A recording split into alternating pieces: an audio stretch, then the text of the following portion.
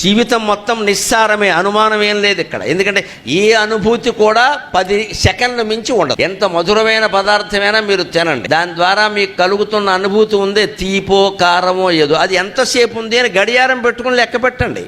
జీవితాన్ని పరిశీలించడం అంటే అది. ఒక గులాబ్ జామ్ తిన్నారు, నేను గులాబ్ జామ్ తినందే ఉండలేనండి, షుగర్ పేషెంట్ అయినా సరే తినాల్సిందే అనేవాడు గులాబ్ జామ్ తింటూ ఆ తీపి అనుభూతి ఎంతసేపు కలుగుతుందో గడియారం చూసుకుని లెక్క పెట్టండి. Not more than 10 seconds. 10 క్షణాలు మించి ఆ అనుభవం ఉండదండి ఖచ్చితంగా. 10 క్షణాల అనుభవం కోసం ఆరోగ్యం పాడు చేసుకుంటావా? పోనీ ఈ బోడి గులాబ్ జామ్ నువ్వు ఎదురుకి ఎప్పుడు తినలేదా?